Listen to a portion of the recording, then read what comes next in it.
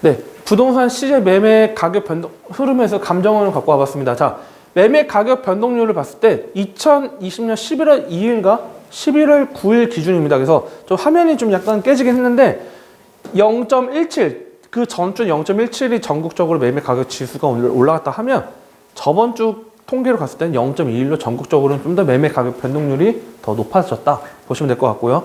수도권은 이제 동일합니다. 감정원 기준은 뭐 지난주나 그 2주 전이나 가격 변동률은 0.15% 상승률만 있었다. 그리고 지방 같은 경우는 0.19에서 0.27로 좀 상당히 지방이 좀 가격 상승률이 한 주 동안 좀 많았다. 그걸 좀 체크하시면 될 것 같습니다. 그다음 서울도 똑같이 0.02로 이제 감정원 통계에서 이렇게 나왔고요. 그래서 서울 및 수도권 상승폭은 유지를 했다. 자, 이 통계에서 상승폭이 없다는 게 아닙니다. 상승은 있었지만 그 전주하고 똑같이 그냥 상승폭은 똑같이 진행됐다 이야기를 하는 게 매매 가격 변동률입니다. 감정원 기준입니다. 수도권은 0.15%, 서울은 0.02%로 이제 서울은 이제 소폭 상승을 했고 수도권은 0.1% 좀 상당하게 계속적으로 가격 상승을 이끌어내고 있다 보시면 될 것 같습니다. 자, 중요한 건데 지방이 좀 많이 올랐어요. 지방 상승폭이 좀 확대가 됐는데요. 자, 지방이 전주에 제가 말씀드렸던 지방 상승률은 0.19%에서 한 주 동안 0.27%로 가격이 상승했습니다. 즉 전국적으로 부동산 아파트 가격 상승률이 계속적으로 올라가고 있다는 것을 좀 염두하시면 될 것 같고요. 특히 5대 강역시 같은 경우는 0.29%에서 0.39% 상당하게 특히 이 지방에서도 5대 강역시 중심으로 해서 가격 상승률을 좀 끌어냈다 보시면 될 것 같고요. 여러분들 체크할 거 이거 같습니다. 지금 수도권 비규제 지역들과 지방의 지역들, 지방도 뭐 비규제 지역이겠죠, 당연히. 이 매매 상승률을 좀 주도를 했다는 걸 좀 체크를 하시면 좀 될 것 같고요. 자, 그래서 2일과 9일 기준으로 해서 이거 왼쪽 보시면 될 것 같은데 실질적인 이유는 이거죠. 전세가가 오르니까 실수요자들이 전세값이 계속 오르네? 집값도 오르긴 하지만 전세가 너무 오르니까 차라리 집을 사버리자. 서울에 전세를 사는 분들이 이 전세값이 오르다 보니까 돈은 많지가 않은데 그러면 경기도의 수도권으로 집을 사시는 분들이 있을 거고요. 또는 뭐 지방에도 광역시 중심으로 해서 집을 살려는 분들이 있겠죠. 그래서 사자 수요가 좀 확대가 됐다. 집을 살려는 수요들이 확대했다 보시면 될 것 같고요. 자, 재밌는 게 김포죠. 김포가 6.17 비규제 지역으로 6.17 당시에 규제 지역을 뒀지만 김포는 비규제 지역으로 들어갔었습니다. 비규제 지역. 그러다 보니까 김포가 지난주에 그 전주 기준 1.94%의 높은 매매 상승률을 보였지만 이번 주 또한 1.91% 상승해서 2주 동안 집값이 4% 이상 올랐습니다. 그래서 뭐 뉴스에도 김포 계속 나오죠. 김포 집값이 계속적으로 뭐 이야기 나오고 뭐 김포가 뭐 금포가 되고 있다 이렇게 이야기를 많이 하고 있죠. 김포 같은 경우는 그렇게 됐고요. 그다음에 비규제 지역 부산 0.56%, 특히 해운대구가 주도적으로 해서 집값 상승률을 좀 끌어올리고 있다 보시면 될 것 같습니다. 자, 감정원 전세 가격 변동 흐름도 한번 보면요. 전세 계속 올라요. 그냥 전세는 뭐 수치 봐도 뭐 전국적으로 오르고 서울도 지난주 대비 오히려 더 가격 지수 변동률은 더 올라갔죠. 다. 전국 아파트 전세가는 61주 연속 계속적으로 전세값은 상승하고 있습니다. 전국적으로 계속 오르고 있죠. 매매가도 오름폭이 상승을 좀 올라가고 있고 특히 세종은 계속적으로 오르고 있죠. 1.16%, 울산도 0.56% 올랐고 인천 연수구 같은 경우도 이제 송도 같은 경우가 이제 연수구 들어가죠. 송도 신도시가 1.83%로 해서 좀 전세 가격이 계속적으로 상승을 유지하고 있다. 이렇게 보시면 될 것 같습니다. 자, 그래서 전세 가격 변동 흐름을 좀 보니까요. 지금 뭐 강원도 일대도 뭐 올라가 있고 뭐 부산, 지난주에 대구, 부산이 좀 상당히 지냈고 세종, 충남이 좀 지냈다 말씀드렸죠. 지금 같은 경우도 인천 계속적으로 전세값이 상당히 오르는 요소들이 있고요. 상대적으로 좀 전세값이 인천이 상대적으로 경기도에 뭐 인기 있는 뭐 도시들이나 그러니까 신도시들이나 서울 대비해서 좀 상대적으로 좀 열세였기 때문에 반대로 지금 오히려 좀 전세값이 계속적으로 인천 쪽이 좀 올라가고 있다고 보시면 될 것 같습니다. 자, 이걸 체크를 하면 될 것 같아요. 그래서 2013년, 2015년도 당시에 전세 대란이었어요. 전세 대란. 13년도, 15년도 기억하시는 분도 있을 거고요. 그때 전세 대란보다 더욱더 지금이 심각하다고 봐도 과언이 아닙니다. 당시 전세 대란이라고 불렸지만 지금 2020년도 전세가 오히려 더 심각하게 흐르고 있다. 제가 여러분들한테 또는 뭐 유튜브를 통해서 공포심을 전달하려는 게 아니고요. 실제 여러분 다 아시죠? 공급량이 많이 줄어들고 있죠.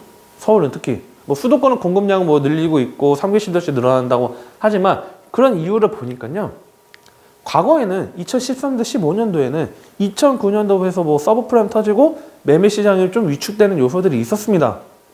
그래서 매매 시장이 침체되니까 집을 사기에는 좀 집값이 불안하니까 일단은 2년 동안 전세를 살면서 향후에 부동산 시장에 대한 추이를 지켜보자.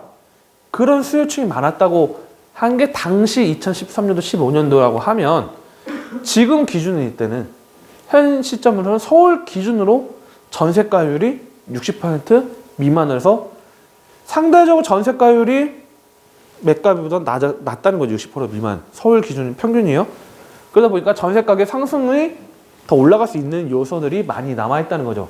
플러스 금리가 2013년도 15년 대비했을 땐 더 저금리라는 거죠.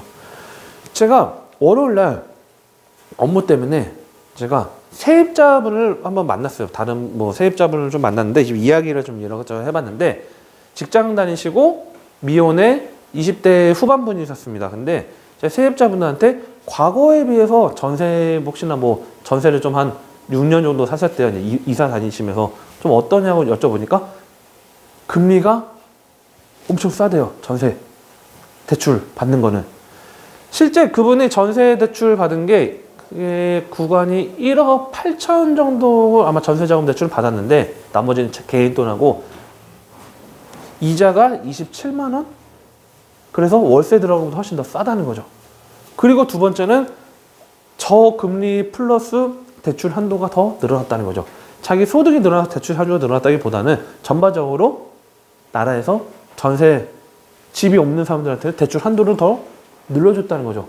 자, 이런 요소들 때문에 계속적으로 전세값에 대한 선호도가 더 2억짜리 집을 전세 들어갈 수 있는 분들이 대출 더 나오네? 금리도 싸네? 그러면 방 2개짜리에서 뭐 가족이 있다고 하면 방 3개짜리 더 넓힐 수도 있는 거고 아니면 더 업무지나 인기 있는 지역 또는 지하철 좋은 지역으로 올라갈 수 있겠죠.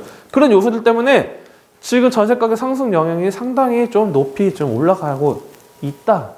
그렇게 좀 체크하시면 될 것 같고요. 자, 이 지금 감정원에서 이야기하고 오늘은 좀 KB부동산에 따로 갖고 오진 않았습니다. 뭐 통계 이야기 계속하면 좀 약간 졸리시기도 하고 좀 지루한 부분도 있긴 한데 여러분들 체크해야 될 거 이겁니다. 지금 지방 같은 경우는 좀 지방 계속적으로 뭐 집값 상승률을 좀 끌어다 올리고 있고 수도권에 살거나 또는 서울에 있는 분들은 규제 대상이다 보니까 뭐 비규제 지역 아까 말씀드렸던 뭐 김포나 파주나 뭐 그쪽으로 투자처를 눈을 돌리시는 분도 있긴 하겠지만 기본적으로 일단 내년 2021년도에 여러분들이 가장 좀 주의해야 될 거는 3기 신도시가 이제 본격적으로 이제 시작을 한다고 보면 될 것 같아요. 자, 많은 분들이 고민하는 게 이거죠. 3기 신도시가 들어오면 교통인지 좋지도 않고 뭐 좋은 지역들도 있긴 하겠죠. 상대적으로 좀 새로운 뭐 허업을 짓는 지역들도 있는데 과연 괜찮아질까?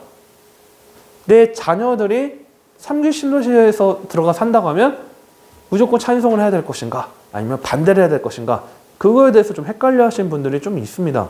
자, 3기 신도시라는 게 들어온다고 하면 당연히 초반에는 인프라들이 잘 안 돼 있겠죠.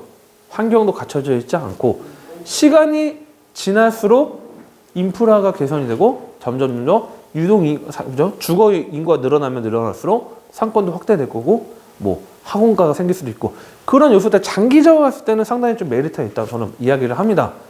지난주에 제가 말씀드렸던 내용은 이거였죠. 2기 신도시의 일부 지역들, 뭐 판교나 인기 있는 지역들로 있긴 하겠지만 보통 일반적인 2기 신도시보다는 입지가 오히려 3기 신도시가 상당히 탄탄하다. 여러분들이 전략적으로 가야 될 건 뭐냐면 서울에 계신 분들이야 뭐 서울 내에서 이제 재개발 지역 인근에 투자를 하시거나 또는 내가 상승률 할 수 있는 그런 요소들이 있다 하면 계속적으로 거주하는 그 지키는 전략을 하시는 것도 좋겠지만 경기도권이나 또는 자녀분들이 수도권에 집을 사야 되거나 그런 경우에는 저는 좀 두 가지 전략을 좀 말씀드리겠습니다. 첫 번째는 3기 신도시 청약을 해서 좀 괜찮은 걸 갖고 가는 방법이 있고요.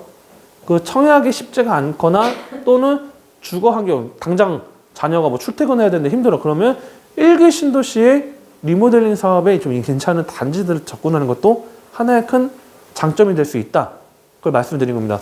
그래서 이 지금 전셋값이 상승한다는 건 결국은 뭐냐면 젊은 20대, 30대 집에 대한 그 수요 욕망들이 계속적으로 커지고 있다는 걸 보면 될 것 같고, 정부 국정감사에서 뭐 좀 안정화된다고 이야기는 하는데 61주 계속 전셋값이 상승한다는 건 뭐냐면 시간적인 흐름을 두고 향후에 매가 상승을 다시 한번 끌어낼 수 있다는 거죠. 자, 전셋값이 올라가면 매매가도 시간을 두고 올라갈 수 있고, 그렇죠? 전셋값이 많이 빠지면 매매가가 시간이 지나면 떨어질 수 있는 요소들이 있죠. 근데 지금 계속적으로 전세에 대한 압박, 즉 매매가에 대한 압박을 늘리고 있다는 거를 좀 여러분들 보시면 될 것 같습니다.